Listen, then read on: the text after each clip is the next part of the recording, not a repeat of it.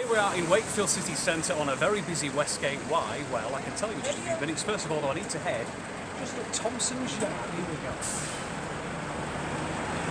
So we've headed up Thompson's Yard from Westgate for this week's Ridings FM A to Z of the Wakefield District. We've moved on from the letter F. This week is the letter G, and we're at a little known gem of Wakefield. We're at the birthplace of George Robert Gissing, who was a novelist who was born, as you can see, in 1857, and this is his house. And we're going to meet Pat, who's one of the trustees here. Let's go inside and take a look.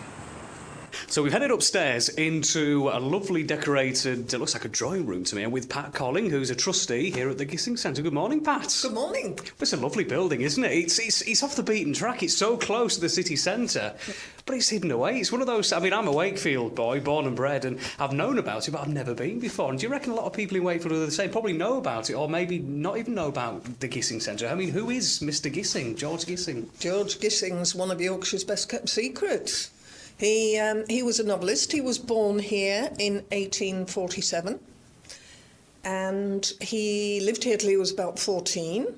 It is, as you say, very close to the main road. There is a blue plaque. It's over the NatWest Bank in Westgate, but you've got to duck through the alley into Thompson's Yard to find the actual centre that you can visit. Because NatWest is actually a very important focal point of this entire building, because they actually own this building now, don't they? They do, and it's entirely thanks to their generosity that we're here at all, really, and able to be open once a week in the summer.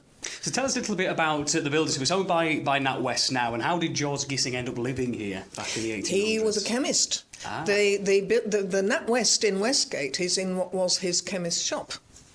That's why they were here. And I think they lived initially in smaller quarters, and then they bought this Georgian house that's on the back of it and lived in that. So George Gissing, he just telling me before we started recording, he lived a very colourful life. He died at the age of 46, didn't he? But in that time, how many books did he write? How many novels did he write? 23 novels. Wow. About 100 short stories.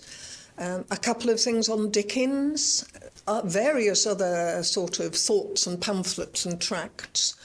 Yet he was an extraordinarily hard-working, and he suffered from ill health, so he really was hard-working. He was turning out a major novel more or less every year of his working life. Wow. Tell us a little bit about some of the novels, and have you got any particular favourites that stand out as the best novels that he did? Well, his best known, which is not my favourite, I'll come on to my favourite. His best known is New Grub Street, which talks about the trials and tribulations of being a writer, really, and the necessity to be commercial and as he saw it, sacrifice your values and your standards to make a living. And there is a new edition of that coming out in the autumn, so people can get that if they want it. My favourites would be one of two. There is another novel called The Whirlpool, which is about kind of social threat. It's hard to describe, but it has that feeling that if people like Edith Wharton, they'll like The Whirlpool because there's that constant threat of social disaster hanging over it, like Edith Wharton has.